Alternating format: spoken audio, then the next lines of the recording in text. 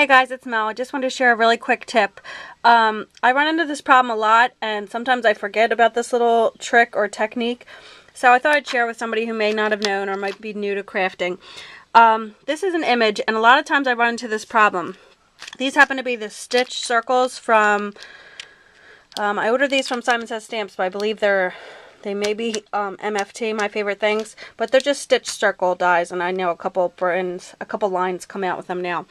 But anyway, a lot of times I run into the problem where only the biggest circle would fit my image. So this is an image. My husband, he surprised me, came home with a magazine that had like a sample of all these images in it. So I want to use one to make him a birthday card. His birthday's on Tuesday. So this is like the sample packet they give you. You know the magazines that are so expensive that I would never buy for myself, but he came home with one and I was so excited. But anyway, it had this sample of a bunch of images. I'll show you real quick. Here's like some other ones it came with. So I cut that off of there. But if I used, sometimes I run into the problem where the circle won't even fit it. But if I use this one, I just don't like how much negative space is here and here. And I'd also like to cut this out and then have another layer behind it of color just to add to, like to bring out some of these other colors. But if I use the second smallest one, which is this one, something would get cut off, his legs or whatever. So I forget about this tip often, but you just want to use like your craft knife, and I just kind of traced around just his little, first I placed it to kind of gauge how much would be hanging out. So about like his leg and all, and you can even see it's going over it. So I just kind of took my craft knife, sorry if I'm shaking too much, took my craft knife, traced around his little feet, and let me just pull it close so I can show you.